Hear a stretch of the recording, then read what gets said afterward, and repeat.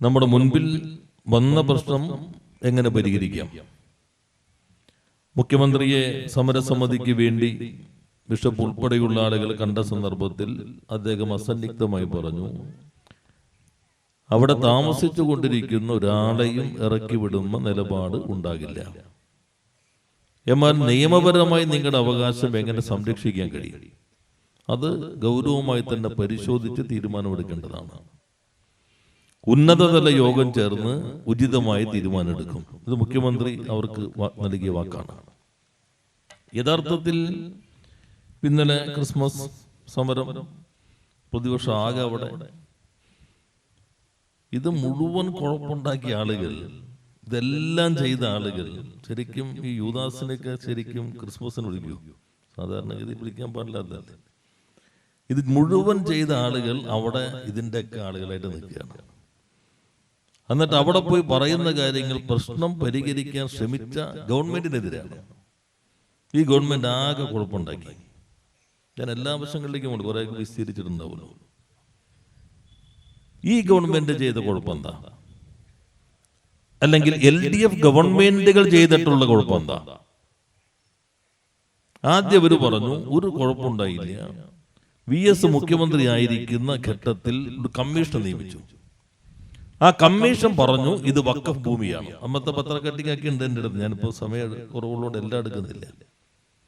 അതാണ് ഈ പ്രശ്നങ്ങൾക്ക് കാരണം. പ്രതിപക്ഷ നേതാവ് പറഞ്ഞു, പ്രതിപക്ഷം പറഞ്ഞു, മറ്റാളുകളും പറഞ്ഞു. ഈ വഖഫ് കമ്മീഷൻ, നിസാർ കമ്മീഷൻ നിയമിച്ചു എന്നുള്ളത് ശരിയാണ്. ആ കമ്മീഷൻ അവന്റെ റിപ്പോർട്ടിൽ തന്നെ പറഞ്ഞു, വി ഹാവ് നോ അതോറിറ്റി, ഞങ്ങൾക്ക് അധികാരമില്ല. ഇത് വഖഫ് ആണോ അല്ലയോ എന്ന് നിർണയിക്കാനുള്ള അധികാരം ഞങ്ങൾക്കില്ല. അത് വഖഫ് ബോർഡിനാണ്. നിങ്ങളുടെ മുൻപിലുള്ള കേസ് പ്രത്യേകിച്ച് എക്സ്പീഡിയേറ്റ് ചെയ്യണം, വേഗത്തിലാക്കണം. ഇതാണ് ഏക ശുപാർശ. അല്ലാണ്ട് ഇപ്പോ ശർമ്മ ആ ക്യാബിനറ്റിലുണ്ട്. ആ ക്യാബിനറ്റിലല്ല തീരുമാനിച്ചത് വഖഫാണ്. ഈ റിപ്പോർട്ട് വന്ന് മന്ത്രിസഭ തീരുമാനിച്ചു ഇത് വഖഫാണ്. അതാണ് ഈ കുഴപ്പം. ഇതായിരുന്നു ആദ്യ റൗണ്ട് പ്രചാരവേല. അപ്പൊ നമ്മൾ ഈ കാര്യങ്ങൾ വിശദീകരിച്ച് ഇങ്ങനെയാണ് ഈ കമ്മീഷൻ റിപ്പോർട്ട് ഉടൻ തന്നെ പബ്ലിക് ഇതിലേക്ക് ഇട്ടു. ആ കമ്മീഷൻ റിപ്പോർട്ടിന്റെ ഭാഗം തന്നെ ആകെ ഒരു ഗുണമുള്ളത്, നമ്മുടെ മാധ്യമ പ്രവർത്തകൻ ആരും ഈ കമ്മീഷൻ റിപ്പോർട്ടും നോക്കില്ല, വഖഫ് ബോർഡിന്റെ തീരുമാനം നോക്കില്ല. ഇവർ പറയുന്നത് ഇങ്ങനെ ഉപ്പ് കൂട്ടാതെ വിഴുങ്ങിക്കൊണ്ടേയിരിക്കും, അത് പ്രചരിപ്പിച്ചുകൊണ്ടിരിക്കും. ഈ റിപ്പോർട്ട് കൃത്യമായി പറഞ്ഞു ഞങ്ങൾക്ക് അധികാരമില്ല, അത് വഖഫ് ബോർഡാണ് തീരുമാനിക്കേണ്ടത്. വഖഫ് ബോർഡ് തീരുമാനമെടുത്തു. ആ തീരുമാനം എടുത്തതാണ്, ഇത്രയും പേജുണ്ട് ആ തീരുമാനം. ഈ തീരുമാനം എടുത്ത ബോർഡിന്റെ അധ്യക്ഷന്റെ പേരാണ് പാണക്കാട് സെയ്ദ് റഷീദ് അലി തങ്ങൾ. CPM-ന്റെ പൊളിറ്റ് ബ്യൂറോ മെമ്പറാണ്. അറിയില്ല നിങ്ങൾ? CPM-ന്റെ നേതാവ് പാണക്കാട്. ഇവർ പറഞ്ഞ കേട്ട നമ്മളാണ് കുഴപ്പമുണ്ടാക്കിയതാണ്. ഇത് CPM-ന്റെ നേതാവ് പാണക്കാട് റഷീദ് അലി തങ്ങൾ. അതിൽ അദ്ദേഹം എല്ലാ കാര്യങ്ങളും ഈ ബോർഡ് വിശദീകരിച്ചിട്ട് ഇത്രയും പേജുണ്ട്. ഇതാണ് ഇത് വഖഫ് പ്രോപ്പർട്ടിയാണ് എന്ന് പ്രഖ്യാപിക്കുന്ന രേഖ. മറ്റേ രേഖയല്ല, ശങ്കരാചാര്യ അതല്ല, ഇതാണ് രേഖ, ഒറിജിനൽ രേഖ. ഇതാണ് വഖഫ് പ്രോപ്പർട്ടി എന്ന് പ്രഖ്യാപിക്കുന്ന രേഖ. അതിൽ ഗൗരവമായ കാര്യങ്ങൾ പറയുന്നുണ്ട്. ഞാൻ എല്ലാ കാര്യങ്ങളും 71-ലെ പറവൂർ കോടതി വിധി, ഹൈക്കോടതി വിധി, അതിനുശേഷം വന്ന കാര്യങ്ങൾ, അങ്ങനെ പോയി വരുമ്പോ രണ്ടാമത്തെ പേജിൽ അവസാനത്തെ പാരഗ്രാഫിൽ പറയുന്നുണ്ട്, ഒരു MV Paul advocate son of Varkey, അദ്ദേഹത്തെയാണ് ഇത് വിൽക്കാൻ ഏൽപ്പിച്ചിരിക്കുന്നത്. അങ്ങനെ ഒരു എഗ്രിമെന്റ് ഉണ്ടാക്കി. എന്ത് എഗ്രിമെന്റ്? ഒരു സെന്റിന് 500 രൂപ വെച്ച് ഇത് വിൽക്കുന്നതിനുള്ള എഗ്രിമെന്റ് വെച്ച് 10,000 രൂപ ഈ പോള് നാലാം പാർട്ടി എന്ന് പറഞ്ഞാൽ ഇതിൽ പറയുന്ന സെക്രട്ടറി ഫറൂഖ് കോളേജ് മാനേജിംഗ് കമ്മിറ്റിക്ക് 10,000 രൂപ കൊടുത്തു. ദിസ് ഇല്ലീഗൽ എഗ്രിമെന്റ്, നിയമവിരുദ്ധമായ ഈ കരാർ. ആരുടെ കരാർ? പോൾ ആരെന്നറിയോ? ഐപിക്കാർക്ക് അറിയില്ലേ ആരാ പോള്? KPCC secretary Paul. ഈ പ്രതിപക്ഷ നേതാവും കോൺഗ്രസിന്റെ MLA-മാരെല്ലാവരും നിൽക്കുമ്പോൾ നമ്മുടെ പുരോഹിതന്മാരോ സമരക്കാരോ മാധ്യമക്കാരോ ആരെങ്കിലും ചോദിച്ചോ? ഈ ഉത്തരവിൽ പറയുന്നു ഈ പോളിന്റെ ഈ കരാർ ഇല്ലീഗലാണ്, നിയമവിരുദ്ധമാണ്. ഇദ്ദേഹം ഇപ്പം ജീവിച്ചിരിപ്പില്ല, പോട്ടെ. നിങ്ങളുടെ KPCCയുടെ സെക്രട്ടറി നിയമവിരുദ്ധമായി കരാറുണ്ടാക്കി ഈ പാവങ്ങൾക്ക് വിൽപ്പന നടത്തിയതാണ് കുഴപ്പമെന്ന് ആര് പറഞ്ഞിരിക്കുന്നു? 10 മിനിറ്റ് കൊണ്ടല്ല പറഞ്ഞേക്കുന്നത്. ലീഗിന്റെ നേതാവ് പാണക്കാട് റഷീദ് അലി തങ്ങൾ. ഇത് വഖഫാണ് എന്ന് പറയുന്നത് ലീഗിന്റെ നേതാവ് പാണക്കാട് റഷീദ് അലി തങ്ങൾ. വഖഫാണെങ്കിൽ വിൽക്കാമോ? വഖഫാണെങ്കിൽ വിൽക്കാൻ പാടില്ല. വിറ്റതോ? നിയമവിരുദ്ധമായ കരാർ ഉണ്ടാക്കി KPCC സെക്രട്ടറി 1998 3 വർഷത്തേക്ക്, അത് കഴിഞ്ഞ് വീണ്ടും ഒരു 3 വർഷം 2001 അടുത്ത് നീട്ടി. അങ്ങനെ അദ്ദേഹമാണ് ഈ വിൽപ്പനയാഗം നടത്തിയത്. അത് നിയമവിരുദ്ധമാണ്. അതാണ് പ്രധാന കുഴപ്പമെന്ന് വഖഫ് ബോർഡ്. ഇത് CPM ഈ മന്ത്രിസഭയോ, ഞങ്ങളുടെ മന്ത്രിസഭ, മുമ്പത്തെ പിണറായി മന്ത്രിസഭ, അല്ലെങ്കിൽ സഖാവ് ശർമ്മ ഉണ്ടായ VS മന്ത്രിസഭ, അവന് മുൻപുണ്ടായ നായനാർ മന്ത്രിസഭ, അവരാണോ ഈ തീരുമാനമെടുത്തത്? അല്ലല്ലോ. ഇത് വഖഫിന്റെ ലാൻഡാണ് എന്ന് ഈ 4 പേജ് ഉത്തരവിട്ടത് പാണക്കാട് റഷീദ് അലി തങ്ങളാണ്. അദ്ദേഹമാണ് ലീഗിന്റെ നേതാവ്. രജിസ്റ്റർ ചെയ്യണം, രജിസ്റ്റർ ചെയ്ത് അവര് ഇതിലേക്ക് രജിസ്റ്റർ ചെയ്ത് തരണം, ഇല്ലെങ്കിൽ രജിസ്റ്റർ ചെയ്യാൻ നടപടിയും ലീഗിന്റെ നേതാവായ CEO എടുത്തു. അതാണ് ഹംസക്ക പറഞ്ഞ CEO, ലീഗിന്റെ നേതാവ്. തീരുമാനം എടുത്തത് റഷീദ് അലി തങ്ങൾ, നടപ്പിലാക്കിയ CEO ലീഗിന്റെ നേതാവ്. അപ്പൊ വഖഫാണെന്ന് പറഞ്ഞ ഞങ്ങളാണോ? ഇനി വഖഫാണ് എങ്കിൽ വിറ്റത് ഞങ്ങളാണോ? നിങ്ങളല്ലേ? KPCC സെക്രട്ടറി അല്ലേ? ഈ പാവങ്ങൾ, മത്സ്യത്തൊഴിലാളികൾ, വർഷങ്ങളായി അവിടെ താമസിക്കുന്ന ആളുകൾ, അവര് താമസിച്ചു കൊണ്ടിരിക്കുന്ന ആളുകളുടെ കയ്യിൽ നിന്ന് കാശ് കൂടി വാങ്ങിച്ചിട്ടാണ് ഈ വിൽപ്പന നടത്തിയതാണ്. കാലങ്ങളെ താമസിച്ചുകൊണ്ടിരിക്കല്ലേ? അവരുടെ കയ്യിൽ നിന്ന് പണവും വാങ്ങി വിൽപ്പന നടത്തി. ആ വിൽപ്പന നടത്തി പാവപ്പെട്ടവർ മാത്രമല്ല, ഇപ്പോ 2 ബാറുണ്ട്, ബീർ പാർലർ ഉണ്ട്, റിസോർട്ട് ഉണ്ട്, ഹോം സ്റ്റേ ഉണ്ട്, എല്ലാം ഈ മുനമ്പം ഈ പറയുന്ന പ്രദേശത്തുണ്ട്. ഇപ്പൊ ചിലർ പറയും ഈ ലീഗിന്റെ കഴിഞ്ഞ ദിവസം പത്രത്തിൽ ഫുൾ ചർച്ചയുണ്ടല്ലോ, മുനമ്പം മുതൽ ഷജറ വരെ മുസ്ലിം ലീഗ് സംസ്ഥാന ഭാരവാഹി യോഗത്തിലെ വാദപ്രതിവാദങ്ങൾ, രാഷ്ട്രീയകാര്യ ലേഖൻ മീഡിയ വണ്ണിന്റെ കംപ്ലീറ്റ് ഉണ്ടല്ലോ. അതിൽ ഓരോന്നും പറഞ്ഞിട്ടുണ്ട്, ആയി പറയുന്നുണ്ട്. ഞാൻ മീഡിയ വണ്ണിനെ കുറ്റം പറയാനല്ല, ഇതിലുള്ള കാര്യം പറഞ്ഞതാണ്. അതിൽ പറയുന്നുണ്ട് ഇത് ലീഗിന്റെ ചിലര് വഖഫല്ല എന്ന് പറയുന്നത് റിസോർട്ടിന് വേണ്ടിയാണ്. ഞങ്ങൾക്ക് ഇപ്പൊ നിയമപരമായിട്ട് ആ ഭൂമിയിൽ അവകാശം സ്ഥാപിക്കപ്പെട്ടാൽ നിയമപരമായി അവിടെ താമസിക്കാൻ അവകാശം, താമസിക്കാൻ, കടമെടുത്താൻ അവകാശം, കടമെടുത്താൻ, റിസോർട്ട് എടുത്താൻ അവകാശം, റിസോർട്ട് എടുത്താൽ അത് ഗവൺമെന്റിന്റെ മുൻപിലുള്ള പ്രശ്നമല്ല. നിയമപരമായിട്ടുള്ള അവകാശം ഉണ്ടെങ്കിൽ ആ അവകാശം നിയമപരമായിട്ട് കിട്ടുന്നവർക്ക് നിയമപരമായി വിനിയോഗിക്കാവുന്ന കാര്യങ്ങളെല്ലാം വിനിയോഗിക്കാം. പക്ഷെ ഈ തർക്കങ്ങൾ, ഇതല്ലേ പ്രശ്നത്തിന് കാരണം? ഇതിപ്പോ തുടങ്ങിയതല്ല. ഇപ്പൊ നോക്കിക്കഴിഞ്ഞാൽ, ഞാൻ നോക്കിയപ്പോ 1961 മാർച്ച് 3 നിയമസഭ രേഖയാണ്. ആ രേഖയിൽ ഇവിടുത്തെ കയ്യേറ്റം പ്രശ്നങ്ങൾ PT ചാക്കോ, അന്നത്തെ ആഭ്യന്തര വകുപ്പ് മന്ത്രി, ചന്ദ്രശേഖർ റവന്യൂ മന്ത്രി, ഇവരുടെ അങ്ങോട്ടും ഇങ്ങോട്ടുള്ള വാദപ്രതിവാദങ്ങൾ ഉൾപ്പെടെ ഉണ്ട്. ഇന്നല്ല അന്നേ തർക്കമുണ്ട് ഇവർ തമ്മിൽ. പുതിയ കേസല്ലത്. അതുകൊണ്ടാണ് ഞങ്ങൾ പറഞ്ഞത് സങ്കീർണമായ പ്രശ്നമാണ്. ഞങ്ങൾ എന്ത് ചെയ്തു? ഞങ്ങൾ ചെയ്ത കുഴപ്പം എന്താ? ഇത് വഖഫാണെന്ന് പറഞ്ഞ ഞങ്ങളല്ല. വഖഫാണെങ്കിൽ വിറ്റത് KPCC സെക്രട്ടറി, വിൽപ്പന നടത്തിയത്, വിറ്റത് ലീഗിന് നിയന്ത്രണമുള്ള സംവിധാനം. അവരല്ലേ വിറ്റത്? ഫറൂഖ് കോളേജ് അവരല്ലേ ആദ്യം കേസ് പോയത്. ഇത് കുടിയൊഴിപ്പിക്കണം, ആ പ്രശ്നം എല്ലാം വെച്ചുകൊണ്ട് അവരല്ലേ വഖഫാണെന്ന് പറഞ്ഞത്. വഖഫാണ് എന്ന് അവരുടെ കയ്യിൽ തന്നെ രേഖയിരിക്കുമ്പോ KPCC സെക്രട്ടറിയെ ചുമതലപ്പെടുത്തി വിൽപ്പന നടത്തി പാവപ്പെട്ടവരെ വഞ്ചിച്ച ആളുകൾ ഇപ്പോ വളരെ സത്യസന്ധരായിട്ട് ഈ ഗവൺമെന്റ് ആകെ പ്രശ്നം ഉണ്ടാക്കുകയാണ്. ഞങ്ങൾ എന്ത് പ്രശ്നം ചെയ്തു? ഞങ്ങൾ ചെയ്ത ആകെ പ്രശ്നം എന്ന് പറഞ്ഞാൽ ഈ ഉണ്ണികൃഷ്ണൻ MLA നിയമസഭയിൽ സബ്മിഷൻ, ഇവരുടെ ഈ 2019 പാണക്കാട് റഷീദ് അലി തങ്ങൾ ഓർഡർ വന്നു. അതിനുശേഷം കരമടയ്ക്കുന്ന പ്രശ്നം വന്നു. സബ്മിഷൻ ഉന്നയിച്ചു നിയമസഭയിൽ. ഉണ്ണി ഇവിടുന്ന് ഗൃഹസന്ദർശനത്തിന്റെ ഭാഗമായി ഞാൻ വന്നു. ഒന്ന് ഫ്രണ്ടിലുണ്ട്, കരുണാമ്മയുണ്ട്, ഗിരീഷുണ്ട്, ഞങ്ങളെല്ലാവരും വീട് കയറി. അപ്പോ ഇവരെല്ലാം കണ്ടു ഈ പ്രശ്നമുണ്ട്, നികുതി അടയ്ക്കാൻ പറ്റുന്ന പ്രശ്നമുണ്ട്. ഞാൻ 2 മന്ത്രിമാരുടെയും മുഖ്യമന്ത്രിയുടെ ശ്രദ്ധപ്പെടുത്തി. ഇവിടുന്ന് പാർട്ടി ജില്ലാ നേതൃത്വം മോഹനും എല്ലാവരും മുഖ്യമന്ത്രി ശ്രദ്ധപ്പെടുത്തി ഇതൊരു പരിഹാരം ഉണ്ടാവണം.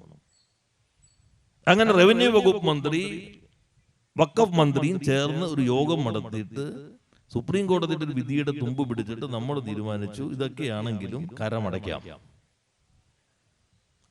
തീരുമാനിച്ചു. ഇപ്പൊ ഇന്നലെ പറഞ്ഞ കേട്ടില്ലേ, കരമടയ്ക്കാനുള്ള ഉത്തരവിൽ ഒരു ചെറിയ മാറ്റം വരുത്തും. അതിന് ആത്മാർത്ഥത കാണിക്കുന്നില്ല ഗവൺമെന്റ്. ഞങ്ങൾ കരമടച്ചപ്പോ, അടയ്ക്കാൻ തീരുമാനിച്ചപ്പോ വഖഫ് ബോർഡിൽ നേരെ ഒരു പ്രമേയം 1980 എടപ്പള്ളി സബ് രജിസ്റ്റർ ഓഫീസിലെ ആധാരം എല്ലാം ഡീറ്റെയിൽസ് ഉണ്ടായിലേക്ക് പോകുന്നില്ല. ഈ വഖഫ് ബോർഡിൽ പാണക്കാട് സെയ്ദ് റഷീദ് അലി തങ്ങൾ ചെയർമാനായ, കറക്റ്റായിട്ട് എഴുതിയിട്ടുണ്ട്, ലീഗിന്റെ ആളാണ് എഴുതിയേക്കുന്നത്, അവതാരകൻ MC മായിൻ ഹാജി. നമ്മൾ നികുതി പിരിക്കാനുള്ള കുഴപ്പം ഞങ്ങൾ ചെയ്തുള്ളൂ. ആ ചെയ്തപ്പോ ഇപ്പോ പുണ്യവാളന്മാരായി വന്നിട്ടുള്ള പ്രതിപക്ഷത്തിന്റെ വഖഫ് ബോർഡിൽ പ്രമേയമാണ് ഞാൻ വായിക്കുന്നത്. ഇത് ഇവർക്കൊന്നും കിട്ടാത്തോണ്ടല്ല, ഇവർ കൊടുക്കാത്തോണ്ടാ മാധ്യമങ്ങൾ. പാണക്കാട് സെയ്ദ് റഷീദ് അലി തങ്ങൾ ചെയർമാനായ കേരള സ്റ്റേറ്റ് വഖഫ് ബോർഡ് 20/5/2019 തിരിച്ചുപിടിക്കാൻ നടപടികൾ ഉത്തരവുമായ വഖഫ് ഭൂമിക്ക് 27/2022 റവന്യൂ മന്ത്രി വിളിച്ചു ചേർത്ത വഖഫ് ബോർഡ് ഉദ്യോഗസ്ഥർ കൂടി പങ്കെടുത്ത യോഗത്തിൽ അന്യായമായി കൈവശം വയ്ക്കുന്നവർക്ക് പ്രതിവർഷം, ഏത് നമ്മൾ കരം അടയ്ക്കാൻ തീരുമാനിച്ചത് ഇവരെ കൊണ്ടുവന്ന പ്രമേയമാണ്. എന്നിട്ടാണ് 10 മിനിറ്റിന്റെ ആ പെട്ടി വണ്ടിയിൽ നിന്ന് എടുത്ത തീരാവുന്ന 10 മിനിറ്റ് ഇതാ പ്രതിവർഷം കൊണ്ടുപോകുന്നത്.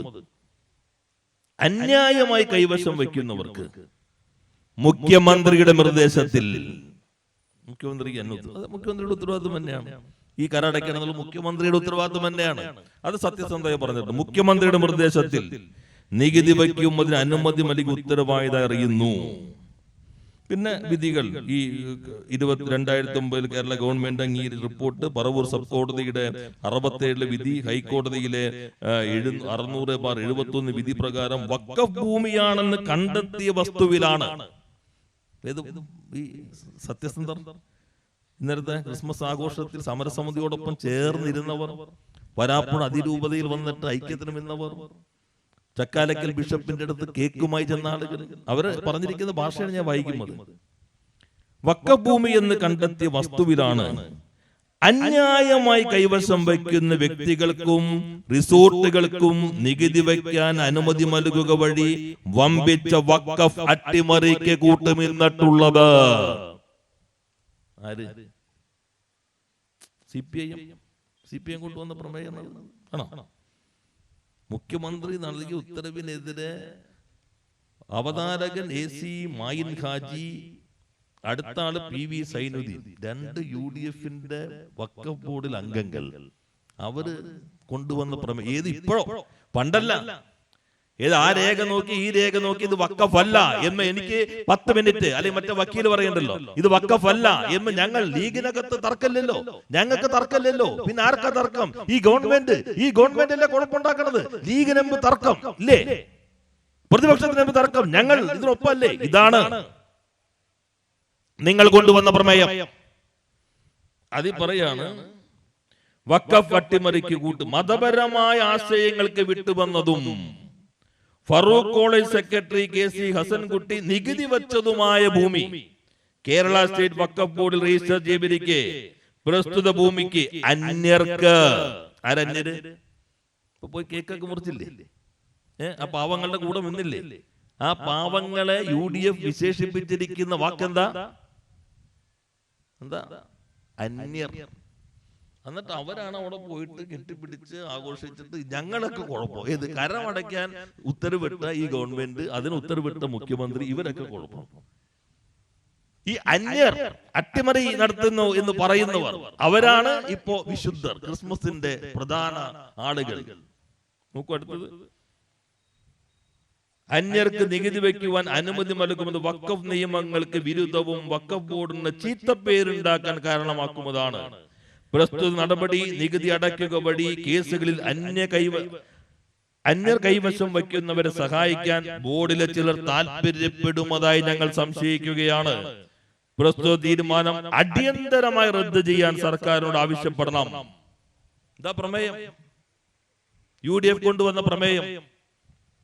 ഞങ്ങൾ ശരിയായി അവിടെ വർഷങ്ങളായി താമസിക്കുന്ന സാധാരണക്കാർക്ക് വേണ്ടി, പാവപ്പെട്ടവർക്ക് വേണ്ടി, അവരുടെ അവകാശം ഉറപ്പുവരുത്താൻ സാധ്യമാകുന്ന രീതിയിലെല്ലാം പ്രവർത്തിച്ച് മുഖ്യമന്ത്രിയുടെ നിർദ്ദേശപ്രകാരം ഞങ്ങൾ മന്ത്രിതല യോഗം ചേർന്ന് കരമടയ്ക്കാൻ തീരുമാനമെടുത്തപ്പോ ആ തീരുമാനമെടുത്തത് തെറ്റാണ്, അട്ടിമറിയാണ്, ഈ അന്യർക്ക് വേണ്ടി ചെയ്യലാണ്, കയ്യേറ്റക്കാരെ സംരക്ഷിക്കലാണ് എന്ന് പറഞ്ഞതാണ് പ്രതിപക്ഷം. ഞങ്ങൾ ഇതൊക്കെ ആദ്യം പറയാതിരുമ്പോൾ ചിലർ നിങ്ങൾക്ക് നേരത്തെ പറഞ്ഞു ഞങ്ങൾ രാഷ്ട്രീയ വിഭജനം ഉണ്ടാകരുത്, മതപരമായ എന്നിട്ട് പറഞ്ഞു UDF ഇടപെട്ടത് കൊണ്ട് ഇതാ ഒരു വിഭജനം ഉണ്ടായില്ല. ഇതാ നിങ്ങൾ ചെയ്തത്. ഞങ്ങൾ ഈ വിഭജനങ്ങളൊന്നുമില്ലാതെ ഈ പ്രശ്നം പരിഹരിക്കാൻ ശ്രമിച്ചപ്പോ നികുതി അടയ്ക്കുന്ന ആദ്യ സ്റ്റെപ്പ് എടുത്തു. നിങ്ങൾ തീരുമാനിച്ചു ഈ ഉത്തരവിലൂടെ പാണക്കാട് റഷീദ് അലി തങ്ങൾ ഇത് വഖഫിന്റേതാണ്. അതോടുകൂടി പാവപ്പെട്ടവരെ നികുതി അടയ്ക്കാൻ കഴിയാത്ത സാഹചര്യം സൃഷ്ടിച്ചു UDF. നികുതി കളയാൻ സാധ്യമാകുന്ന രൂപത്തിൽ പരിമിതികൾക്കിടയിലുമെന്നും തീരുമാനമെടുത്തു LDF. അങ്ങനെ തീരുമാനമെടുത്തപ്പോ വഖഫ് ബോർഡിനകത്ത് പ്രമേയം കൊണ്ടുവന്നു. ഞങ്ങൾ കയ്യേറ്റക്കാരെ സഹായിക്കുന്നവർ, ഞങ്ങൾ ഈ അന്യരെ സഹായിക്കുന്നവർ, ഞങ്ങൾ അട്ടിമറിക്ക് കൂട്ടുവെക്കുന്നവർ എന്ന് അധിക്ഷേപിച്ചത് നിങ്ങൾ UDF. ഇത് വഖഫ് ബോർഡ് മടങ്ങാണെന്ന് കരുതാം. നിയമസഭയിലോ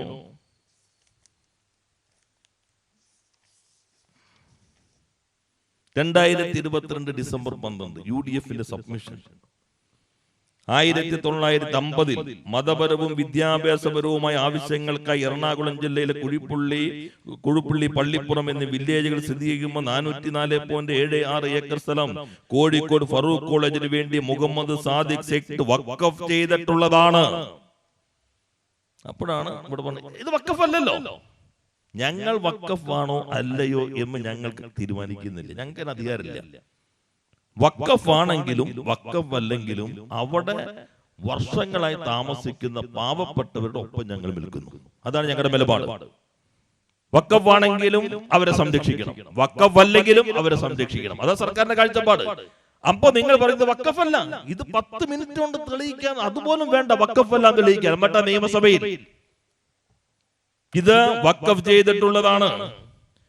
2115/1950 നമ്പർ വഖഫ് ആധാരപ്രകാരം ഇത് വഖഫ് ഭൂമിയാണെന്ന് എടപ്പള്ളി രജിസ്ട്രാർ ഓഫീസിൽ രേഖകളുണ്ട്. ആര്? നമ്മൾ ഈ പാവങ്ങൾ കരടച്ച് അവരുടെ അവകാശത്തിൽ ഒരു പടി സഹായിക്കാൻ ശ്രമിച്ചപ്പോ ഇത് വഖഫാണെന്ന് ഉത്തരവിറക്കിയത് UDF ബോർഡ്, പാണക്കാട് റഷീദ് അലി തങ്ങള്. അത് ഞങ്ങൾ തീരുമാനിച്ചപ്പോ നിയമസഭയിൽ ഇത് കൊണ്ടുവന്നത് അവര്. പിന്നീട് പറയുന്നു 2009 റിപ്പോർട്ട് പ്രകാരം അന്യാധീനപ്പെട്ട ഭൂമി തിരിച്ചുപിടിക്കുന്നതിന് വഖഫ് റൂൾ അനുസരിച്ച് ശുപാർശ ചെയ്തിട്ടുള്ളതാണ്. ഇവന് വഖഫ് ഭൂമി ക്രയവിക്രയം ചെയ്യാൻ പാടില്ലെന്നിരിക്കെ അപ്പൊ ആരാ ക്രയവിക്രയം ചെയ്തത്? നിങ്ങൾ വിൽക്കാൻ ഏൽപ്പിച്ച ആളാരാ? പോളാരാ? KP secretary. ഇതാ UDF എന്തു പറയുന്നു? വഖഫ് ഭൂമി ക്രയവിക്രയം ചെയ്യാൻ പാടില്ലെന്നിരിക്കെ ഈ ഭൂമി അനധികൃത കുടിയേറ്റക്കാർക്ക് പതിച്ചു നൽകുന്ന നടപടികളാണ് ഗവൺമെന്റ് ചെയ്തത്. ഇത് ഞങ്ങളുടെ കുഴപ്പം. ഞങ്ങൾ അവർക്ക് പതിച്ചെടുക്കാൻ ശ്രമിക്കുന്നു.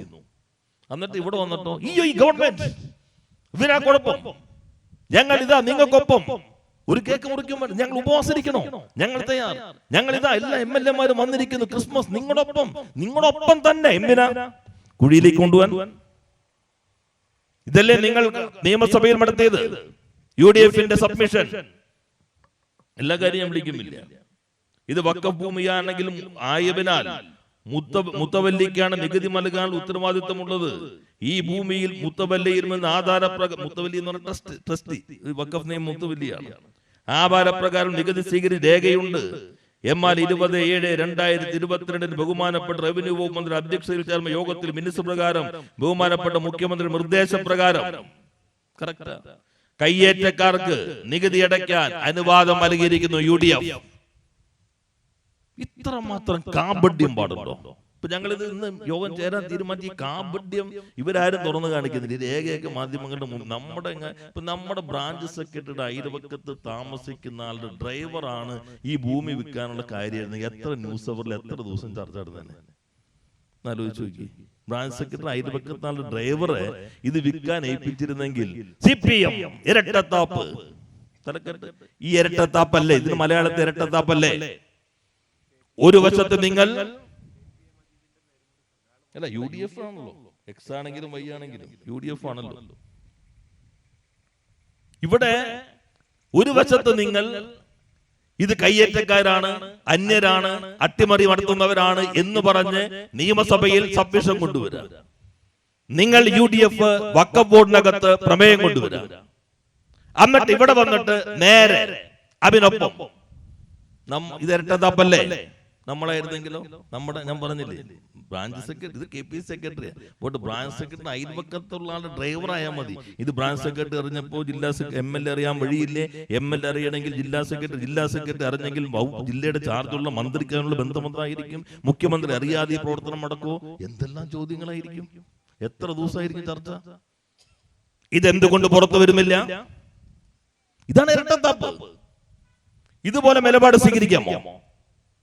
അപ്പൊ ഗവൺമെന്റ് നിലപാട് പറഞ്ഞു ഞങ്ങൾ ഇത് കയ്യേറ്റുണ്ടെങ്കിൽ ഇതെല്ലാം പരിശോധിക്കും, നികുതി അടയ്ക്കാനുള്ള ഒരു നിലപാട് സ്വീകരിച്ചിരിക്കുന്നു. ഇങ്ങനെ ഉണ്ടെങ്കിൽ ഗവൺമെന്റ് കയ്യേറ്റങ്ങൾക്കൊക്കെ ഗവൺമെന്റ് എതിരാണ്, പക്ഷെ ഇവിടെ താമസിക്കുന്നവർക്ക് ഈ അവകാശം നൽകാൻ ഗവൺമെന്റ് തീരുമാനിച്ചിരിക്കുന്നു. മറുപടി പറഞ്ഞു. ഇനി വഖഫാണ് ഒഴിവാക്കണോ? ഇനി വഖഫാണെങ്കിൽ വിറ്റു. വഖഫാണ് എന്ന് പറഞ്ഞത് UDF, വഖഫാണ് എന്ന് പറഞ്ഞത് വിറ്റത് UDF. വിൽപ്പന നടത്താൻ ആയിട്ടുള്ള പവർ ഓഫ് അറ്റോർണി UDF. ഞങ്ങൾ ചെയ്തത് ആ പാവങ്ങൾക്ക് കരമടയ്ക്കാൻ അനുമതി നൽകി. ഇതല്ലാതെ LDF ഏത് ഗവൺമെന്റ് ആകട്ടെ എന്തെങ്കിലും നിലപാട് സ്വീകരിച്ചോ? ഇപ്പോ കർണാടകയിൽ ഒരു മുഖ്യമന്ത്രി ഇല്ലേ? എല്ലാം റദ്ദാക്കിയില്ലേ? കൊടുത്ത നോട്ടീസ് എന്താ കർണാടകയിലെ കഥ? കർണാടകയിൽ നോട്ടീസ് കൊടുത്ത് റവന്യൂ വകുപ്പാ. വയർ എന്ന് പറയുന്ന ഒരു റെപ്യൂട്ടഡ് പ്രസിദ്ധീകരണമുണ്ട്, ഓൺലൈനിൽ കിട്ടും. അതിന് മുഴുവൻ ഹിസ്റ്ററിയും കൊടുത്തിട്ടുണ്ട്. അവിടെ റിജു പറഞ്ഞു, കിരൺ റിജു മന്ത്രി പാർലമെന്റിൽ പറഞ്ഞു അവിടെ 800 വഖഫ് പ്രോപ്പർട്ടി കയ്യേറിയിരിക്കുകയാണ്. അപ്പൊ BJPയുടെ MP ഉടൻ തന്നെ ട്വീറ്റ് ചെയ്തു 1500 ഏക്കർ കർഷകർക്ക് ഇതാ നോട്ടീസ് കൊടുത്ത് ഒഴിപ്പിക്കാൻ പോകണം. നോട്ടീസ് കൊടുത്തിരുന്നു, അത് റവന്യൂ വകുപ്പാ. BJPയുടെ ഗവൺമെന്റിന്റെ കാലത്ത് കൊടുത്തു തുടങ്ങിയത് യഥാർത്ഥത്തിൽ കോൺഗ്രസും കൊടുത്തു. റവന്യൂ വകുപ്പ് കൊടുത്ത നോട്ടീസ് സിദ്ധരാമയ്യ പറഞ്ഞു അത് നിർത്തിവെക്കാൻ പറഞ്ഞു. ഇവിടെ ആർക്കാ നോട്ടീസ് കൊടുത്ത് ഒഴിപ്പിക്കാൻ പറഞ്ഞിട്ട് ഈ ഗവൺമെന്റ് വന്നിട്ട്? വഖഫ് ബോർഡ് നോട്ടീസ് കൊടുത്തു 12 പേർക്ക്, ഇവിടെ ഉള്ള ആർക്കും കൊടുത്തിട്ടില്ല. അത് ഒഴിപ്പിക്കാൻ പറഞ്ഞിട്ടില്ല, രേഖകൾ സമർപ്പിക്കാനാണ്. ഒറ്റ ഒഴിപ്പിക്കാൻ കൊടുത്തിട്ടില്ല. പിന്നെ സിദ്ധരാമയ്യ പോലെ ഇവിടത്തെ മുഖ്യമന്ത്രി ചെയ്ത കാര്യത്തെ നിങ്ങൾ അധിക്ഷേപിച്ച് കയ്യേറ്റക്കാർക്കൊപ്പം, അന്യർക്കൊപ്പം, അട്ടിമറിക്കൊപ്പം എന്ന് പറയുകയല്ലേ ചെയ്തത്? അതല്ലേ ചെയ്തത്? ഈ കാപട്യം ജനങ്ങൾ തിരിച്ചറിയട്ടെ. ഒരു വിഭാഗം മതപരമായി ഭിന്നിപ്പിന് ശ്രമിച്ചു. ഇപ്പൊ എന്താ വരാനൊരു പശ്ചാത്തലം? വഖഫ് ഭേദഗതി വരുന്നു. വഖഫ് ഭേദഗതി ഞങ്ങൾ എതിർക്കുന്നുണ്ട് എന്ന് വെച്ചാൽ വഖഫ് ഒരിക്കലും ഭേദഗതി ചെയ്തിട്ടില്ല. 2013 കോൺഗ്രസ് ഭേദഗതി ചെയ്തിട്ടുണ്ട്. അതോടുകൂടി മുസ്ലിം അല്ലാത്ത ആൾക്കും വഖഫ് ചെയ്യാം. ഇത് വഖഫ് ചെയ്യുമ്പോൾ 54 നിയമം വന്നിട്ടില്ല. അതിനുശേഷം പല ഭേദഗതികളും വന്നിട്ടുണ്ട്. ഇത്തവണത്തെ ഭേദഗതി ഗൗരവമായ പ്രശ്നം എന്താ? പ്രശ്നം എന്ന് വെച്ചാൽ വഖഫ് ബോർഡിൽ മുസ്ലിം അല്ലാത്ത ആളുകളായിരിക്കും കൂടുതൽ. ഇപ്പൊ ദേവസ്വം ബോർഡിൽ ഹിന്ദുക്കളല്ലാത്ത ആളുകളെ എങ്ങനെ ഉണ്ടാവും? പള്ളിയുടെ സ്വത്ത് ഉണ്ടാക്കുന്നിടത്ത് ക്രിസ്ത്യാനികളല്ല ബാക്കിയാണ് കൂടുതൽ എന്ന് പറഞ്ഞാൽ എങ്ങനെ ഉണ്ടാവും? നേരെ ഇപ്പോ മുസ്ലിം MP, മുസ്ലിം MLA, ബാർ കൗൺസിൽ ഇതൊക്കെ എലക്റ്റഡ് ആണ്. ഇനി ഗവൺമെന്റ് നോമിനേറ്റ് ചെയ്യാം മുസ്ലിം ആകണമെന്നില്ല. 11 പേര് 4 പേര് മുസ്ലിം ആണെന്ന് ഉറപ്പുള്ളൂ. അപ്പൊ 7 പേരും മുസ്ലിം അല്ലാത്തവരാകാം. എങ്ങനെയുണ്ടാവും ബോർഡ്? ബോർഡിന്റെ CEO മുസ്ലിം ആകണമെന്നില്ല. നമ്മുടെ ഇപ്പൊ നിങ്ങൾ നോക്കിയാൽ മതി, അനാലിസിസ് വരുന്ന പലതിലും ഇന്ത്യയിലെ എല്ലാ സ്റ്റേറ്റിലും പല മതങ്ങളുടെ CEO, ഓഫീസർ, കമ്മിറ്റി അംഗങ്ങൾ അതാത് മതവിഭാഗത്തിൽപ്പെട്ടവരാണ്. അതാണ് പ്രധാന എതിർപ്പ്. ഇനി ഇത് മാറി വഖഫ് ട്രിബ്യൂണൽ പോയി, വഖഫ് ബോർഡ് പോയി, വഖഫ് സ്വത്ത് ഏതാണ് എന്ന് തീരുമാനിക്കാൻ ഇനി ഗവൺമെന്റിന് അധികാരമുണ്ട്. ഇപ്പൊ ചെറുത് പറഞ്ഞില്ലേ, ഇത് 10 മിനിറ്റ് കൊണ്ട് തീരുമാനിച്ച് പ്രഖ്യാപിക്കാം. ഇത് വഖഫ് അല്ല, ഇത് വഖഫ് ആണോ അല്ലയോ? ഗവൺമെന്റ് നിലപാട് സ്വീകരിച്ചിട്ടില്ല. കാരണം എന്താ? ഗവൺമെന്റ് അധികാരമില്ല. വഖഫ് ബോർഡിനാണ് അധികാരം. വഖഫ് നിയമം 42 വഖഫ് ബോർഡ് എടുക്കുന്ന തീരുമാനം വഖഫ് ട്രിബ്യൂണൽ ഭേദഗതി ചെയ്യുകയോ റദ്ദാക്കുകയോ മാറ്റം വരുത്തുകയോ ചെയ്യുമില്ലെങ്കിൽ അത് ഫൈനൽ, അവസാനമാണ്. അപ്പോൾ ഒരു തർക്ക പ്രശ്നത്തിൽ അപ്പീൽ പോകാൻ പറ്റും. അടുത്തതുണ്ട്, അടുത്തതിനകത്ത് അവസാനം ജുഡീഷ്യൽ പവറുകൾക്കകത്ത് പറയുന്നുണ്ട്. ഏറ്റവും ഒടുവിലത്തെ ഭാഗങ്ങളിൽ അത് വ്യക്തമാക്കുന്നുണ്ട്. ഞാൻ എന്റെ ചട്ടങ്ങളെല്ലാം എല്ലാം വായിക്കുമില്ല. അതിനകത്ത് പറയുന്നുണ്ട്, ഹൈക്കോടതിയിൽ അഗ്രീവ്ഡ് പാർട്ടികൾക്ക് ഹൈക്കോടതിയെ സമീപിക്കാം. ഇതിനകത്ത് വല്ല കുഴപ്പമുണ്ടോ പ്രശ്നമുണ്ടോ എന്നുള്ളത് അഗ്രീവ്ഡ് പാർട്ടികൾക്കും സമീപിക്കാം. പക്ഷെ ഇപ്പോഴത്തെ അപ്പീൽ പ്രൊവിഷൻ ആയിട്ട് അത് പരിഗണിക്കും. ഇപ്പോഴും ട്രിബ്യൂണൽ തന്നെയാണ്. വ്യത്യാസം, ഇപ്പോഴത്തെ ട്രിബ്യൂണൽ ഇസ്ലാമിക നിയമങ്ങളിൽ പാണ്ഡിത്യമുള്ള ഒരാളുണ്ടായിരിക്കണം. വരാൻ പോകുന്ന പുതിയ ബില്ലിലെ ട്രിബ്യൂണൽ ആ പാണ്ഡിത്യമുള്ള ആൾ വേണ്ട. ഇതേ വ്യത്യാസമുള്ളൂ. അപ്പീൽ ഇല്ല, ഫൈനലാണ് എന്നുള്ള ഭാഗം എടുത്തു കളയുന്നുണ്ട്. പക്ഷെ ഇപ്പോഴത്തെ ഹൈക്കോടതിയെ സമീപിക്കാനുള്ള അഗ്രീവ്ഡ് പാർട്ടിക്ക് അവകാശമുണ്ട്. എന്നാൽ വഖഫ് ബോർഡ് പാണക്കാട് റഷീദ് അലി തങ്ങൾ എടുത്ത തീരുമാനം റദ്ദാക്കാൻ ഇപ്പോ നിൽക്കുന്ന നിയമം അനുസരിച്ച് ഞങ്ങൾക്കാർക്കും അധികാരമില്ല. ആർക്കധികാരം? ട്രിബ്യൂണലിനാണ്. മന്ത്രിമാർ, ഗവൺമെന്റ് പ്രവർത്തിക്കുന്നത് നിയമങ്ങളും ചട്ടങ്ങളും അനുസരിച്ചാണ്. നമ്മുടെ ഇഷ്ടപ്രകാരം നമുക്ക് ചിലപ്പോൾ ചിലത് ചെയ്യണമെന്ന് ആഗ്രഹം ഉണ്ടാവും. പക്ഷെ അതിന് പ്രവർത്തിക്കാൻ നിയമം വേണം, ചട്ടം വേണം. ചട്ടമാണെങ്കിൽ ചിലത് നമുക്ക് ഉണ്ടാക്കാം, നമ്മുടെ അധികാര പരിധിയിലാണ്. നിയമമാണെങ്കിൽ നമുക്ക് ഉണ്ടാക്കാം, നമ്മുടെ അധികാര പരിധി. ഇത് കേന്ദ്ര നിയമമാണ്. അതിനകത്ത് വളരെ കൃത്യമാണ്. ഇത് വഖഫ് ട്രിബ്യൂണൽ, ഇപ്പൊ വഖഫ് ട്രിബ്യൂണൽ ഇന്നിപ്പോ കേസ് വന്നില്ലേ? കേസ് വന്നപ്പോ ഇത് ദാനം ചെയ്തയാൾ വീണ്ടും കോടതി പോയിട്ടുണ്ട്. ട്രിബ്യൂണൽ പിന്തുടർച്ച അവകാശികൾ. അപ്പൊ കോടതി പറഞ്ഞു രേഖകളെല്ലാം കൊണ്ടുപോവാ. രേഖ കൊണ്ടുവന്നാലോ? ഇപ്പൊ മാധ്യമങ്ങൾ, ഞാൻ എന്റെ ഉത്തരവ് വായിച്ചിട്ടില്ല, മാധ്യമങ്ങൾ വന്നതേ ഉള്ളൂ. രേഖകൾ മുഴുവൻ കൊണ്ട് സാധാരണഗതിയിൽ ചോദിക്കുന്നതാണ്, നിങ്ങളുടെ അവകാശവുമായി വന്ന രേഖകൾ കൊണ്ടുവരണം. ആദ്യത്തെ സ്റ്റെപ്പാണ്. നിങ്ങൾക്ക് എങ്ങനെ ഭൂമി കിട്ടി? അത് കൊണ്ടുവരണം. അത് പട്ടയമാണെങ്കിലോ പിന്നെ വിൽക്കാനേ പറ്റില്ല. വഖഫാണെങ്കിൽ വിൽക്കാം, പട്ടയാണെങ്കിലോ എന്താവശ്യത്തിനാണോ പതിച്ചു മലകിയത്. ഇപ്പൊ നമ്മുടെ സാധാരണ പട്ടയം കണ്ടിട്ടില്ല. എന്താവശ്യത്തിനാണോ പതിച്ചു മലകിയത് ആവശ്യത്തിന് ഉപയോഗിക്കാൻ പറ്റുള്ളൂ. ഇപ്പൊ ഇടുക്കിയിൽ ഞങ്ങൾ പിന്നെ നിയമ ഭേദഗതി കൊണ്ടുവന്നത് പട്ടയം കൃഷിക്കും താമസത്തിനുമാണ്. അവിടെ മറ്റാവശ്യങ്ങൾക്ക് വിനിയോഗിക്കുന്നത് സുപ്രീം കോടതി പറഞ്ഞു പറ്റില്ല. അതുകൊണ്ടാണ് ഇപ്പൊ നിയമസഭ നിയമ ഭേദഗതി ഇപ്പൊ കൊണ്ടുവരുന്നത്. പട്ടയമാണ് എങ്കിൽ എന്തിനാണോ പട്ടയം നൽകിയത് അപ്പൊ വിൽക്കാൻ പറ്റില്ല. അപ്പൊ വിറ്റത് അതോടുകൂടി അസാധുവായി. അപ്പല്ല പട്ടയമല്ലെങ്കിലോ വഖഫാണോ അല്ലയോ അത് ട്രിബ്യൂണൽ തീരുമാനിക്കണം. ഇതാണ് സങ്കീർണത, അല്ലാതെ പോക്കറ്റിനെടുത്ത് പറയാവുന്ന കാര്യമല്ല. ഞങ്ങൾ പക്ഷെ ഒരു കാര്യം ചെയ്തു. ഞങ്ങളെടുത്ത നിലപാട് ഇവിടെ താമസിക്കുന്നവരുടെ അവകാശം സംരക്ഷിക്കപ്പെടണം. അതിനെന്താ വഴി? ഇപ്പൊ ഞങ്ങൾ ചിലർ പറയുന്നത്, ഈ പ്രതിപക്ഷത്തിന്റെ ആള് പറയുന്നുണ്ട്, ആ വഖഫിന്റെ രേഖ എന്ന് മാറ്റിയാൽ മതിയില്ലേ? അങ്ങനെ മാറ്റാൻ നിയമം അനുവദിക്കില്ല അവർക്ക്. ഇനി വഖഫ് ഇത് ഉപേക്ഷിച്ചു വെച്ചാ വഖഫ് നിയമം 99 വഖഫ് ഭൂമി അന്യാധീനപ്പെടുന്നത് ഉൾപ്പെടെയുള്ള കാര്യങ്ങൾ സംഭവിച്ചാൽ മെമ്മോ നൽകി ഗവൺമെന്റ് അവരെ പിരിച്ചുവിടണം. നമ്മൾ പിരിച്ചുവിടുന്നില്ല തീരുമാനിച്ചാലോ അപ്പൊ കോടതി പോകും. കോടതി പോണ കുറെ ആളുകൾ ഇതിന്റെ ഉണ്ടല്ലോ. ഈ വഖഫ് ബോർഡിനെ തന്നെ പിരിച്ചുവിടണം എന്ന് പറയും. എളുപ്പമല്ല, പ്രശ്നമല്ല. നേരെ രേഖയെന്ന് മാറ്റി. രേഖയെന്ന് മാറ്റാൻ അധികാരം ആർക്ക് നൽകുന്നു? നിയമം. രേഖയെന്ന് മാറ്റാൻ ഏതെങ്കിലും ചട്ടം നൽകുന്നുണ്ടോ? എങ്കിൽ ആ അതോറിറ്റിക്ക് മാറ്റാൻ കഴിയുള്ളൂ. വഖഫ് ബോർഡിന്റെ പ്രവർത്തനങ്ങൾ ഇതിനനുസരിച്ചല്ല എങ്കിൽ ഗവൺമെന്റിന് ആകെ ചെയ്യാൻ 97 ഡയറക്ഷൻ നൽകാം, 99 പിരിച്ചുവിടണം. പ്രോപ്പർട്ടി സംരക്ഷണം വീഴ്ച വരുത്തി ഉടൻ വഖഫ് സംരക്ഷണ സമിതി ഗവൺമെന്റ് കോടതിയിൽ പോയാൽ കോടതി ഉടൻ തന്നെ ഗവൺമെന്റിന്റെ ഡയറക്ഷൻ ഈ 97 അനുസരിച്ച് പ്രവർത്തനങ്ങൾക്ക് തുടക്കം കുറിക്കാതിരിക്കാൻ കാരണമുണ്ടോ പറയണം. ഈ സങ്കീർണതയുള്ളത് കൊണ്ടാണ് മുഖ്യമന്ത്രി ഉന്നതതല യോഗം വിളിച്ചു. ആ യോഗത്തിൽ റവന്യൂ മന്ത്രിയുണ്ട്, വഖഫ് മന്ത്രിയുണ്ട്, ഞാനുണ്ട്, മുഖ്യമന്ത്രിയുണ്ട്, അഡ്വക്കേറ്റ് ജനറൽ ഉണ്ട്, ചീഫ് സെക്രട്ടറി ഉണ്ട്, സെക്രട്ടറിമാരുണ്ട്. ഞങ്ങൾ വിശദമായി ചർച്ച ചെയ്തു. ഒറ്റ കാര്യം പറഞ്ഞുള്ളൂ മുഖ്യമന്ത്രി, വഖഫ് ആകാം അല്ലാതാകാം, എന്താണെങ്കിലും അവിടെയുള്ളവരുടെ അവകാശം സംരക്ഷിക്കപ്പെടണം. ആ നിശ്ചയദാർഢ്യത്തോടെ പറയാൻ കേരളത്തിൽ കരുത്തുള്ളൊരു മുഖ്യമന്ത്രിയുണ്ട്, കരുത്തുള്ളൊരു ഗവൺമെന്റ് ഉണ്ട്. ആ നിലപാട് ഞങ്ങൾ സ്വീകരിച്ചു. അല്ലാണ്ട് റവന്യൂ വകുപ്പ് കൊടുത്ത് നോട്ടീസ് പിൻവലിച്ചു എന്നുള്ളതല്ല കരുത്ത്. ഇത് പാണക്കാട് റഷീദ് അലി തങ്ങള് വഖഫാണെന്ന് പ്രഖ്യാപിച്ചത് ഞങ്ങൾ കരമടയ്ക്കാൻ തീരുമാനിച്ചപ്പോൾ UDF വഖഫ് ബോർഡിൽ പ്രമേയം കൊണ്ടുവന്നത്, നിയമസഭയിൽ സബ്മിഷൻ കൊണ്ടുവന്ന് എതിർത്തത്, ആ എതിർത്ത കാര്യം ഉണ്ടെങ്കിലും ശാശ്വതമായ പരിഹാരം, ഇതാണ് ഉപയോഗിച്ച വാക്ക്. മുഖ്യമന്ത്രി ആദ്യം ഉപയോഗിച്ചത് ശാശ്വതമായ പരിഹാരം. ചിലർ ഞങ്ങളോട് പറഞ്ഞു കുടിയിറക്കരുത്, ചിലർ ഞങ്ങളോട് പറഞ്ഞു നികുതി അടയ്ക്കാൻ അവകാശം കിട്ടണം. പക്ഷെ കേരളത്തിന്റെ മുഖ്യമന്ത്രി പറഞ്ഞു ശാശ്വതമായ പരിഹാരം വേണം. അതെങ്ങനെ പറ്റും? ഞങ്ങളുടെ പോക്കറ്റിൽ സൂത്രപ്പണിയില്ല. ചീഫ് ജസ്റ്റിസ് പദവി ചുമതല വഹിച്ചിരുന്ന ഹൈക്കോടതിയിലെ ജസ്റ്റിസ് CN രാമേന്ദ്രൻ നായരെ കമ്മീഷനായിട്ട് വെച്ചു. കമ്മീഷൻ വെച്ച പിന്നെ എവിടെ ഉടൻ ഇവിടെ പന്തം കൊളുത്തി. ഒരു കമ്മീഷനാണ് കുഴപ്പമുണ്ടാക്കിയത്, അടുത്ത കമ്മീഷൻ ഇതിനൊക്കെ കുഴപ്പമുണ്ടാകും.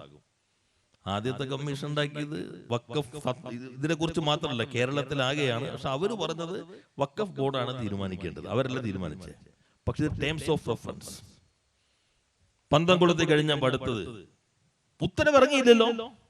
ഞങ്ങൾ കുറച്ചുകൂടി ആധികാരികമാക്കാൻ തീരുമാനിച്ചു. ഞങ്ങൾ ഉന്നതതല സമിതി യോഗം ചേർന്നെങ്കിലും ഉത്തരവിറങ്ങുന്നത് മന്ത്രിസഭയുടെ കൂടി തീരുമാനമായി വരണം. അങ്ങനെ ക്യാബിനറ്റ് ചർച്ച ചെയ്തു. വളരെ 2 ഉത്തരവ്. ഈ സ്ഥലത്തിന്റെ ആകെ സ്വഭാവം നോക്കുക. ബോണോഫൈഡ് ഓക്യുപ്പൻസ്, ഇവിടെ താമസിച്ചു കൊണ്ടിരിക്കുന്ന, ഈ നിയമപരമായി താമസിച്ചു കൊണ്ടിരിക്കുന്ന ആളുകളുടെ നിയമപരമായ അവകാശം സംരക്ഷിക്കാൻ എന്ത് നടപടിയാണ് സ്വീകരിക്കേണ്ടതെന്ന് ഗവൺമെന്റിനോട് ശുപാർശ ചെയ്യണം. ഒറ്റ കാര്യമുള്ളൂ നമ്മുടെ ജീവനകത്ത്. ഇതാണ് സർക്കാർ. അല്ലാതെ വഖഫാണ് അല്ലയോ എന്നല്ല.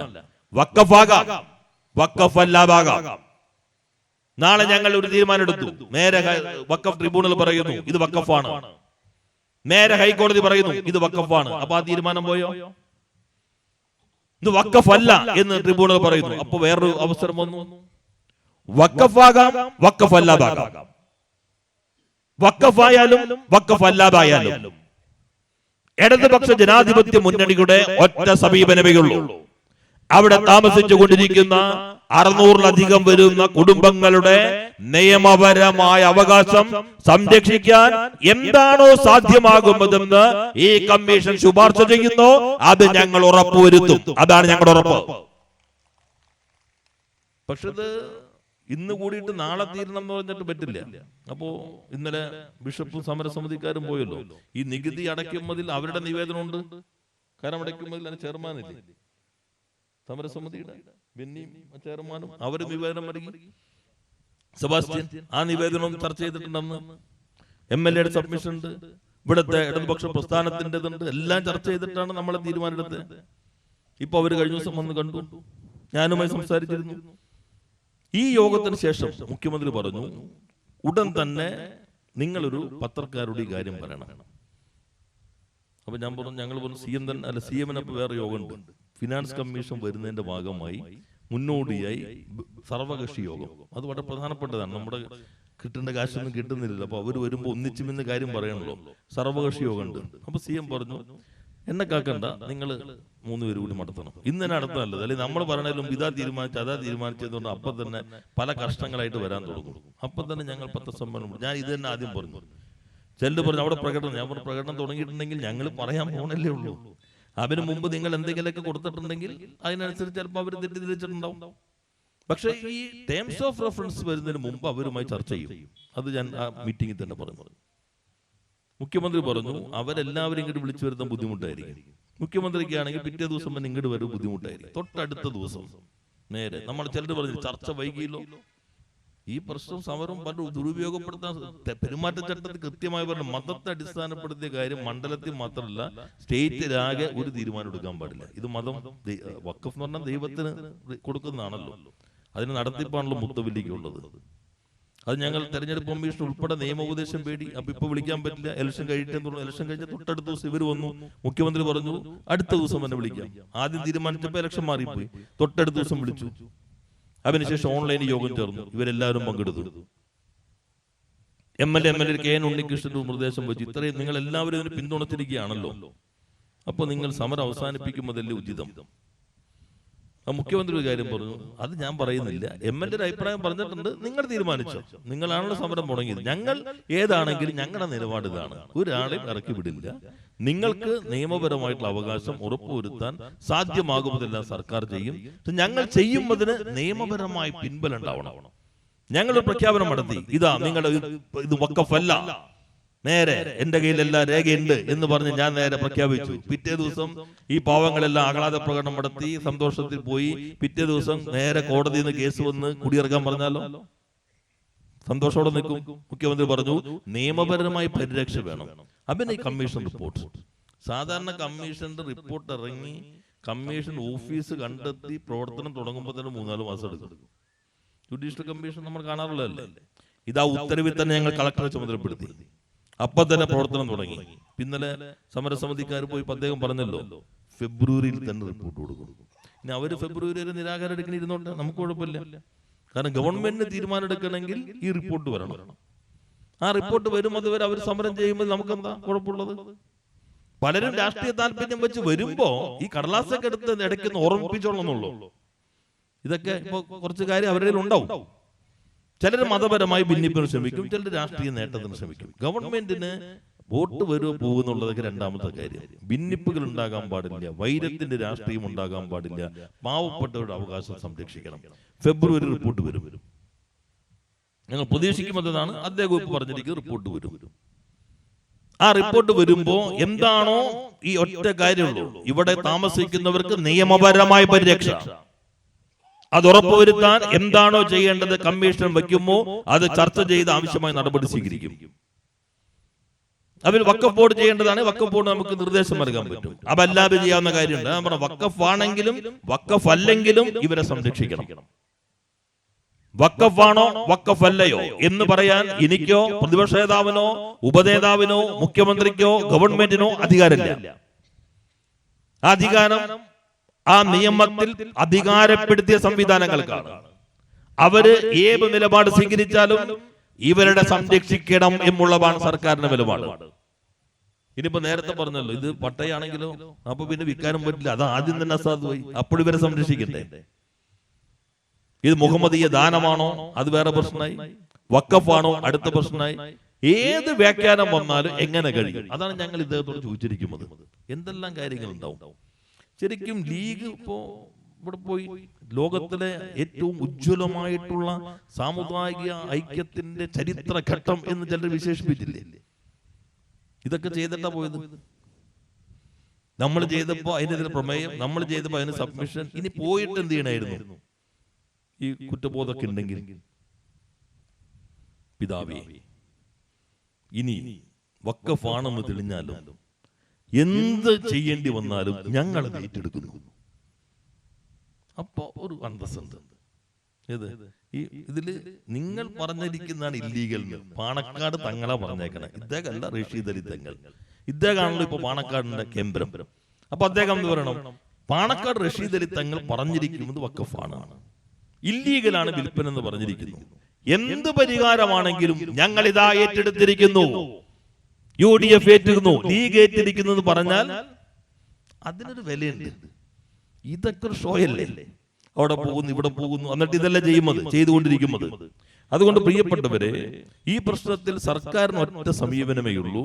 അത് മുനമ്പത്തെ സാധാരണ ജനങ്ങൾക്കൊപ്പമാണ്. അത് അസന്നിഗ്ധമായി ബ്ലാക്ക് ആൻഡ് വൈറ്റ് വ്യക്തമാണ്. ഈ കമ്മീഷനും വഖഫാണോ അല്ലയോ, ചിലർ പറഞ്ഞു ഇത് വീണ്ടും വഖഫാണോ അല്ലയോ തീരുമാനിച്ച പ്രശ്നമാവോ? ഞങ്ങൾ അതിലേക്ക് പോയതേയില്ല. വഖഫാകാം, അല്ലാതാകാം.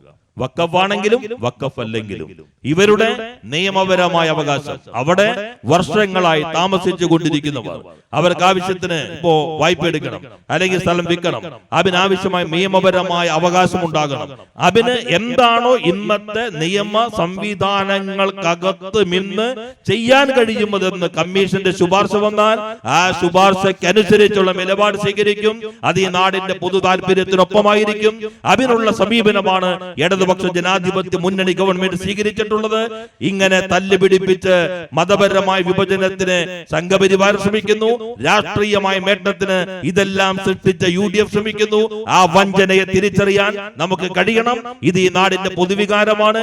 കക്ഷി രാഷ്ട്രീയത്തിന് അതീതമായി, മതചിന്തകൾക്ക് അതീതമായി, ജാതി ചിന്തകൾക്ക് അതീതമായി എല്ലാവരും ചേർന്ന് ഈ കമ്മീഷന്റെ പ്രവർത്തനം വേഗതയിലാക്കാൻ സഹായിക്കണം. ഇപ്പൊ കമ്മീഷൻ വരും കൂടി. അപ്പോ ഒരാള് പന്തം കൊളുത്തി, അടുത്ത ആള് വേറെ. അപ്പോ ജഡ്ജിയല്ലേ, നമ്മളെ ഗണി പിന്നെയും വരട്ടെ നോക്കാം, നേരങ്ങ് പോവും. അതുകൊണ്ട് ഞങ്ങൾ അവരോട് സമാധാനപരമായി ഇതെല്ലാം നോക്കി മനസ്സിലാക്കി നിങ്ങളെ സഹായിക്കാനാണ് വരുന്നത്. കാരണം കമ്മീഷനോട് ഞങ്ങൾ ഇത് വക്കഫാണ് അല്ലയോ എന്നൊന്നും നോക്കാൻ പറഞ്ഞിട്ടില്ല. ഒറ്റ കാര്യം ഞങ്ങൾ കമ്മീഷനോട് പറഞ്ഞിട്ടുള്ളൂ, നിങ്ങളുടെ അവകാശം എങ്ങനെ സംരക്ഷിക്കും, അതിന് എന്താണ് ചെയ്യേണ്ടത്, ഞങ്ങൾക്ക് അതിനാവശ്യമായ റെക്കമെൻഡേഷൻ ശുപാർശ നൽകൂ. ആ ശുപാർശ നൽകാൻ വരും, അതിനോടൊപ്പം വെക്കുക. പരമാവധി കമ്മീഷൻ ഫെബ്രുവരിയിൽ തന്നെ 3 മാസം, നവംബർ അവസാനം നമ്മൾ തീരുമാനിച്ചു, ഗസറ്റ് ഇറങ്ങി, ഡിസംബർ, ജനുവരി, ഫെബ്രുവരി കമ്മീഷൻ റിപ്പോർട്ട് വന്നാൽ ആ റിപ്പോർട്ട് ഈ പ്രശ്നങ്ങൾക്ക് ശാശ്വത പരിഹാരത്തിന് സഹായകരമായിരിക്കുമെന്ന് പ്രതീക്ഷിക്കുന്നു. മറ്റു കാര്യങ്ങൾ ഇപ്പൊ കോടതിയിലെല്ലാം നിൽക്കുന്നുണ്ടല്ലോ, അതും വന്നോട്ടെ. ഏതാണെങ്കിലും ഇവരുടെ അവകാശം സംരക്ഷിക്കാൻ എല്ലാവരും ഈ കമ്മീഷനോട് സഹകരിച്ച് അതിവേഗതയിലെത്തിക്കണം. അത് ലീഗ് പറഞ്ഞു, കമ്മീഷൻ നന്നായി തീരുമാനം വരട്ടെ. ആകെ പ്രതിപക്ഷം കോൺഗ്രസ് മാത്രം പറഞ്ഞുള്ളൂ, ഇത് 10 മിനിറ്റ് കൊണ്ട് മുന്നണിയിലെ പ്രശ്നം തീർത്തിട്ടില്ല. 10 ദിവസം കഴിഞ്ഞ് 10 മാസം കഴിഞ്ഞാലും തീരില്ല. അത് അവരുടെ പ്രശ്നം. ഈ പ്രശ്നം ഞങ്ങൾ 3 മാസം കൊണ്ട് തീർക്കും. കമ്മീഷൻ വൈകിപ്പിക്കൽ തന്ത്രം ഇതാണോ? ഞങ്ങൾ വൈകിപ്പിക്കൽ തന്ത്രമാണോ? ഏതാണെങ്കിലും സംരക്ഷിക്കാൻ എന്ത് ചെയ്യണം എന്നത് ശുപാർശ ചെയ്യാൻ ഏറ്റവും യോഗ്യമായ സംവിധാനത്തെ നിയമിക്കുമ്പോ യഥാർത്ഥത്തിൽ പ്രതിപക്ഷം എന്ത് ചെയ്യണമായിരുന്നു? ഞങ്ങൾ ഇതാ കമ്മീഷന് സഹകരിക്കുന്നു, നമുക്ക് എല്ലാവർക്കും ഒന്നിച്ചു നിൽക്കാം. ഇവിടെ ഭിന്നിപ്പിന് ശ്രമിക്കുന്നവർ അവർ മാറി നിൽക്കട്ടെ. ഒറ്റക്കെട്ടായി ഇവരെ സംരക്ഷിക്കാൻ നിയമപരമായി ചെയ്യാവുന്നത് നമുക്കൊന്നിച്ച് ചെയ്യാം എന്ന് പറയണ്ടേ? അതിൽ നിന്ന് വ്യത്യസ്തമായി സ്വീകരിച്ച സമീപനം അത് തെറ്റായി പോയി എന്ന് ഈ ഘട്ടത്തിലും മനസ്സിലാക്കി ഈ പൊതുവെ കമ്മീഷൻ പ്രവർത്തനങ്ങളോട് സഹകരിച്ച് പ്രശ്നങ്ങൾക്ക് പരിഹരിക്കാൻ എല്ലാവർക്കും ഒറ്റക്കെട്ടായി നിൽക്കാം എന്ന് മാത്രം സൂചിപ്പിച്ചുകൊണ്ട് ഈ സംഗമം ഉദ്ഘാടനം ചെയ്ത് പ്രഖ്യാപിച്ച് വാക്കുകൾ അവസാനിപ്പിക്കുന്നു. എല്ലാവർക്കും അഭിവാദ്യങ്ങൾ.